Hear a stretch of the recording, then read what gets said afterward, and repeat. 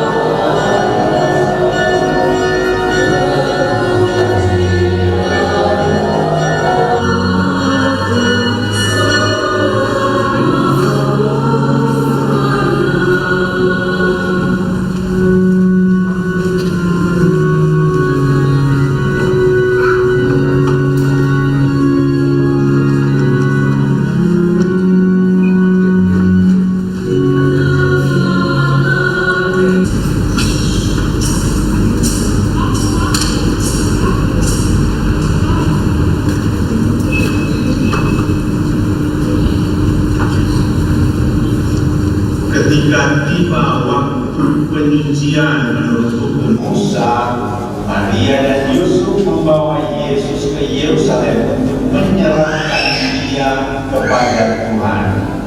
Seperti ada tertulis dalam hukum Tuhan, semua anak laki-laki sulung harus dikuduskan bagi Allah. Juga mereka datang untuk mempersembahkan kurban menurut apa yang difirmankan dalam hukum Tuhan, yaitu sepasang burung terukur atau 2 ekor anak burung merpati. Di Yerusalem ada seorang bernama Simeon, dia seorang yang benar dan saleh, yang menantikan penghiburan bagi Israel. Roh Kudus ada di atasnya dan kepadanya telah dinyatakan oleh Roh Kudus bahwa ia tidak akan mati sebelum melihat Mesias, yaitu dia yang diurapi Tuhan. Atas dorongan Roh Kudus, Simeon datang ke bait Allah. Ketika Yesus anak itu dibawa masuk oleh orang tuanya untuk melakukan baginya apa yang ditentukan hukum Taurat, Simeon menyambut anak itu dan menatangnya sambil memuji Allah. Katanya, "Sekarang Tuhan, biarkanlah hamba-Mu ini pergi dalam damai sejahtera sesuai dengan firman-Mu, sebab mataku telah melihat keselamatan yang datang dari-Mu, yang telah Engkau sediakan di hadapan segala bangsa, yaitu cahaya yang menyatakan kehendak-Mu bagi bangsa-bangsa lain dan menjadi kemuliaan bagi umat-Mu Israel." Yusuf dan Maria amat heran dengan segala sesuatu yang dikatakan tentang Yesus. Lalu Simeon memberkati mereka dan berkata kepada Maria ibu anak itu, "Sesungguhnya anak ini ditentukan untuk menjatuhkan dan membangkitkan banyak orang di Israel, serta untuk menjadi suatu tanda yang menimbulkan perbantahan, supaya menjadi nyata pikiran hati banyak orang. Tetapi kelak suatu pedang akan menembus jiwa musuh." Pada waktu itu ada pula di Yerusalem seorang nabi perempuan, anak Fanuel dari suku Asyir, namanya Anna. Ia sudah sangat lanjut umurnya. Sesudah menikah, ia hidup 7 tahun bersama suaminya, dan sampai sekarang ia janda dan telah berumur 84 tahun. Ia tidak pernah meninggalkan bait Allah dan siang malam beribadah dengan berpuasa dan berdoa. Pada saat itu juga anak itu datang ke bait Allah dan mengucap syukur kepada Allah serta berbicara tentang anak itu kepada semua orang yang menantikan pelepasan untuk Yerusalem. Setelah selesai semua yang harus dilakukan menurut hukum Tuhan, kembalilah Maria dan Yusuf beserta Yesus ke kota kediaman mereka, yaitu kota Nazaret di Galilea. Anak itu betapa besar dan menjadi kuat, penuh hikmat dan anugerah Allah ada padanya. Demikianlah sabda Tuhan.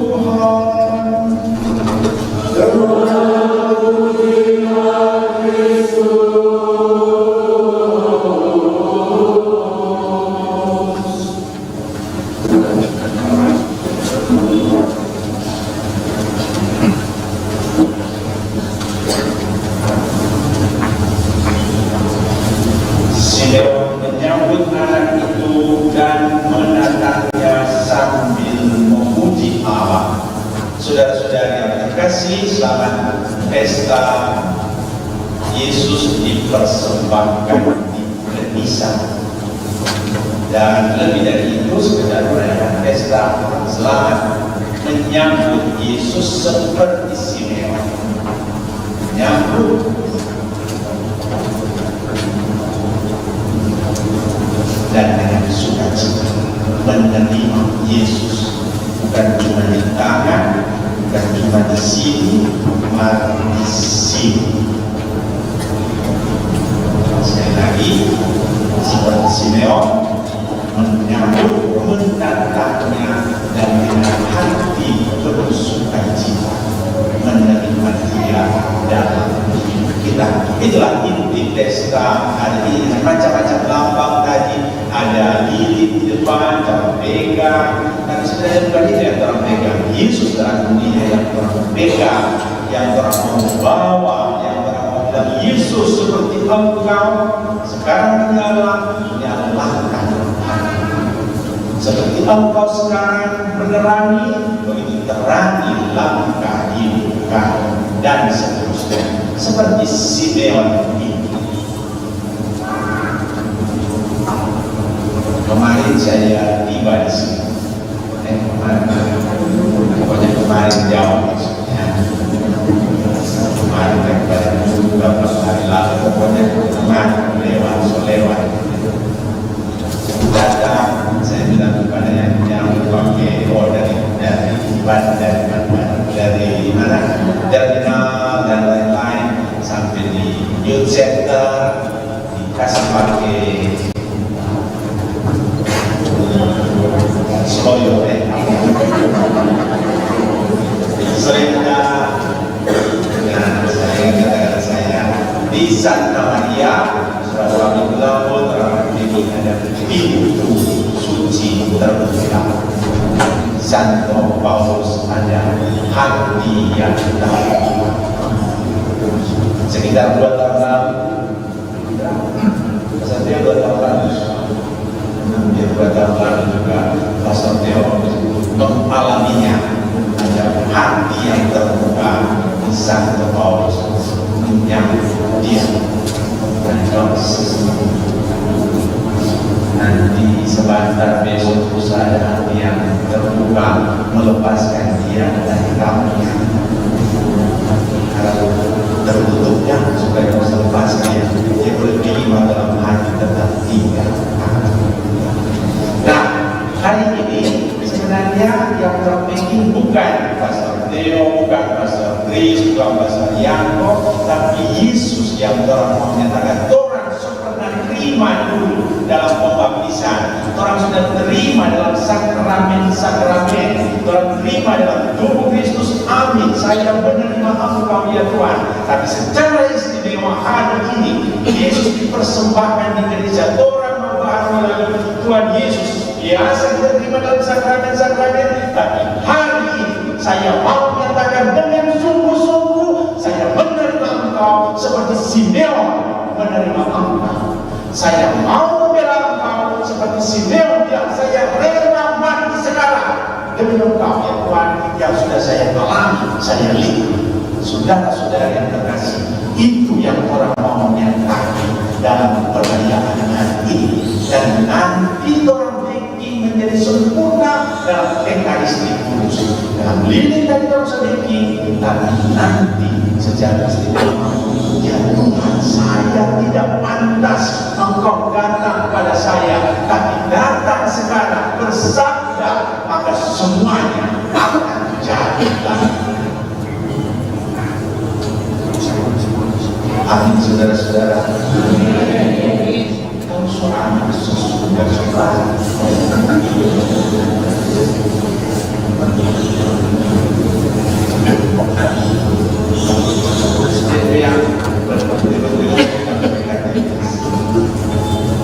kalau kesaksian kalau berkaitan dengan dibuka itu, ya itu bagus supaya tanda bahwa sengaja waktu tempat permandian setiap orang yang dibaptis ada lilin. Berikan baik-baik kesaksian atau baptisan, jagalah cahaya itu supaya tetap menyala sampai pada waktu kedatangan Tuhan. Nah, karena tiap tahun kedua hari, bikin perayaan ini, bikin pemberkatan ini, jadi yang dikurang di bawah, juga lilin yang tadi dibuka itu, kota-kota di bawah sekarang terbawa di rumah sepanjang tahun dipakai untuk ibadat-ibadat, untuk doa-doa itu. Kalau tiba-tiba, jangan dikaitkan, kalau tiba-tiba gelap seperti yang Bunda Maria yang gelap, jangan lupa ada lilin di rumah. Kapan ini berkait? Dua. Maksudnya apa besar? Kiamat maksudnya. Kiamat karena Yesus datang. Jangan lupa di dalam rumah ada lilin. Mari itu kita berkati hari ini. Maka saya dari yang sebab tertawa. Iya, itu maksudnya tradisi yang bagus dan menjaga tadi yang dipertahankan berabad-abad lamanya untuk menyatakan penerimaan kita seperti si Yohanes Yesus, tapi juga lewat tanda-tanda yang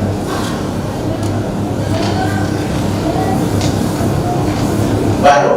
Kalau sudah ini pakai berdoa pasang harus berdoa karena pasang belum berdoa sejauh sangat mati berdoa. Ini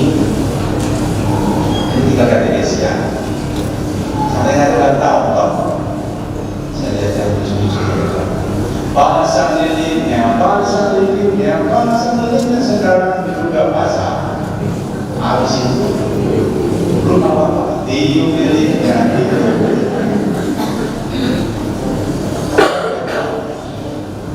Apa kira-kira dijawab? Orang yang baru lahir sudah mati.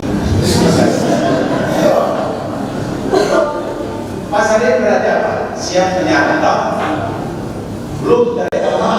Dia udah cepat mati, itu cepat. Maka itu mulai cepat. Nah, kalau saya hebat tahun, jangan studio, jangan. Biar dia menyala terus sampai kapan dia selesai. Biarkan dia menyala terus. Bagi kita, lilinnya itu lambang Kristus terang dunia. Jangan orang yang kasih dia, biar dia mati dengan sendiri. Saya yang dikasih, kalau orang perhatikan baik-baik tulisan-tulisan ini, ada undangannya, ada Santios, bawakan kepada siapa? Bawa di bait Allah kepada siapa? Mau dipersembahkan kepada Tuhan. Jadi sebenarnya ada manusia yang dipersembahkan kepada Tuhan. Tapi kalau kalian baik-baik bercanda kembali, Tuhan bilang salah, bukan murni yang mempersembahkan kepada saya, kepada Tuhan. Tuhan bilang yang kamu bawa Yesus ini, itulah sebenarnya saya Tuhan yang mempersembahkan anak tunggal untuk kamu manusia. Jangan pikir kamu yang baik-baik bercanda. Bukan. Tuhan bilang salah. Karena itu Tuhan bilang sekarang mataku melihat keselamatan, yaitu terang bagi bangsa-bangsa. Karena apa? Anak yang tunggal dari Tuhan sekarang masuk ke dunia, masuk ke baiknya untuk menerangi dunia yang gelap. Untuk apa? Mempersembahkan Tuhan satu kali selama-lamanya untuk penyucian dosa. Maka itu